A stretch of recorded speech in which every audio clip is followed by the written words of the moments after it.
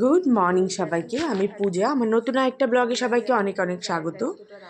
তো আজকের দিনটা হচ্ছে রবিবার। এখন ওই 9:30 মতো বাজে সকাল। রোজকার মতো আজকে আমাকে আর চাটা করতে হয়নি, কারণ স্বর্ণালী আছে। তো চাটা ও থাকলে ওই সকালে করে ফেলে। আমি উঠেই চা খাচ্ছি। এবার টিফিনের দিকে যাব। আজকে টিফিনে বানাবো একটু পাওভাজি। তো সেই মতো সমস্ত সবজিকে প্রেসারে সিটি মারতে দিয়ে দিয়েছি আমি। এসে এখন চা খাচ্ছি। তারপর বিছানা টিছানা তুলে নিয়ে বানাবো। ভাজিটা বানাতে যা একটু সময়, তারপর তো আর পাওভাজি তো মানে সেরকম আর সময় কোথায় পাও শিখতে।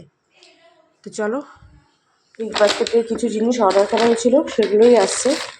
পাওভাজির বান পেলাম না, সেজন্য ওই বড়া পাওয়ের বানগুলোই নিতে হলো। ওই পাওভাজির বানটা অ্যাভেলেবেল ছিল না। আর একটু বিস্কিট নিলাম। এরা খেজুর অর্ডার করবো যার জন্য এটাই ভুলে গেলাম। আর এই দুধ ফুড এগুলো একটু বিস্কিট টিস্কিট এইসব, যা খেজুরটাই মেন ছিল, ভুলেই গেছে। সমস্ত রকম সবজি দিয়ে ভাজি বসিয়েছি। এখানে আছে বিট, গাজর, বিনস, ক্যাপসিকাম, পেঁয়াজ, টমেটো, ফুলকপি আর মটরশুঁটিটা ছিল না, তাই সেটা অ্যাড করতে পারিনি। তো দেখো, ভাজি আমার রেডি। নামানোর পর ধনেপাতা আর বাটারের উপর দিয়ে দিয়েছিলাম। তো ভাজি বানিয়ে হয়ে গেছে রেডি একেবারে।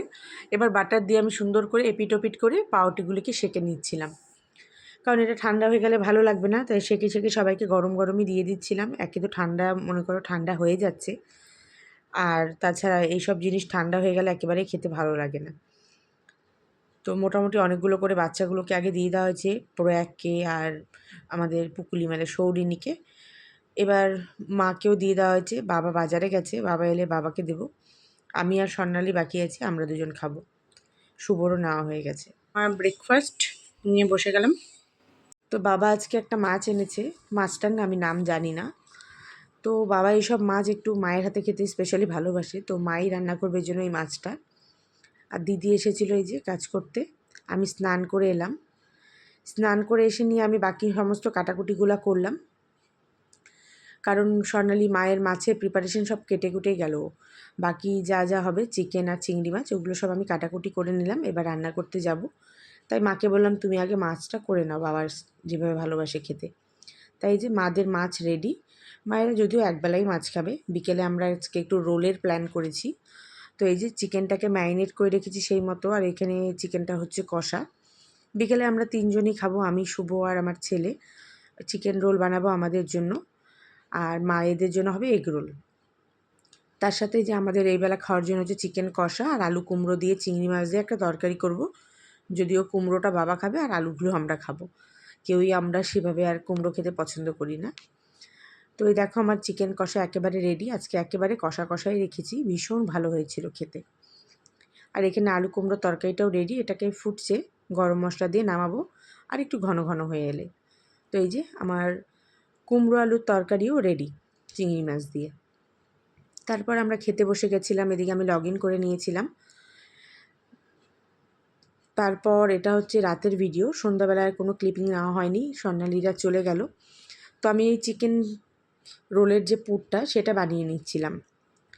তো আমরা প্রথমে ভেবেছিলাম চিকেন রোল খাবো, পরে এগ চিকেন রোল খাওয়া হচ্ছিলো। তো এগ চিকেন রোল সবার জন্য দুটো করে করছিলাম। তো দুটো না, একটা এগ চিকেন রোল খেয়েছি আর একটা প্লেন এগ রোল মানে সরি চিকেন রোল খেয়েছি। কারণ মনে করো সবারই তো একটু এত রিচ খাচ্ছি, তো রাতের বেলা না, এই জন্য একটুখানি দুটো আর মধ্যেই আর ডিম অ্যাড করলাম না। তো এই চিকেনের পুরটা বানিয়ে ওটাকে দিলাম। আর ডিমটাকে তো গোলমরিচ নুন দিয়ে ভেজে নিয়েছিলাম।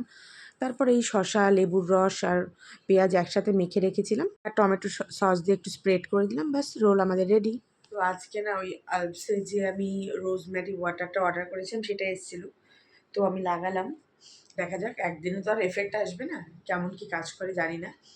তো যে তেলটা আমি বানিয়েছিলাম সেটা বানিয়ে আমার চুল পড়া অনেক কমে গেছে। আমি জানতাম এটা কমবে, মানে মোটামুটি এতটা চুল পড়তো, সেখানে এতটুকু পড়ছে। তো হেয়ার ফল আমার অনেকটাই কমে গেছে। যাই হোক, আজকে থেকে রোজমেরি ওয়াটারটা লাগাচ্ছি। ওটা সপ্তাহে 2 দিন, দেখা যাক কেমন কি কাজ করে, তোমাদের সাথে অবশ্যই শেয়ার করব। তো এই তো কালকে আবার প্রয়াগের স্কুল আছে সকালে, ও ঘুমিয়ে গেছে। তো আজকে ব্লগটাকেও আমি এখানে শেষ করছি। আমার হলুদ নাইটিটা দেখে কেউ জাজ করো না, মানে আমি তো খুব অ্যাস্ট্রোলজিতে বিশ্বাস করি। তো আমার রাতে আমি একটু মেডিটেশন করে শুই, আমার অ্যাস্ট্রোলজার তো মানে স্পেসিফিক একটা মানে মেডিটেশনের সময় মন্ত্রপাঠ করি। তখন বলে দিয়েছেন যে আমাকে ইয়েলো কালার নাইটিটাই পরতে, মানে ইয়েলো কালার ড্রেস পরতে হবে। তো আবার চেঞ্জ করব, এটা একটা বড় আমার কাছে বিরক্তিকর। তো একবারে আমি রাতে যেন ইয়েলো, আদারওয়াইজ আমার সাদা রঙের নাইটি, মানে আমার রাতের বেলা শোয়ার সময় সাদা স্লিভলেস, মানে আমার মনে হয় যেন শান্তি। আমি বিছানা চাদরটা অব্দি উল্টো করে পাতি, মানে সোজা করে পাতলে আমার মনে হয় যেন শান্তির ঘুম আসবে না, চাদরটাকে আমি উল্টো করে পাতি যাতে আমার বেশ ভালো লাগে। তো যাই হোক, এটাই কিছু কারণ, যার যার বিশ্বাস, আমার এটা বিশ্বাস। তো যাই হোক, ব্লগটাকে আজকে এখানে শেষ করছি। ভালো লাগলে অবশ্যই লাইক করো। দেখা হবে আবারও একটা নতুন ব্লগে। তত করে যেন সবাই ভালো থেকো, সুস্থ থেকো। গুড নাইট সবাইকে, টাটা। ওই যে পুরো এক ঘুমিয়ে গেছে।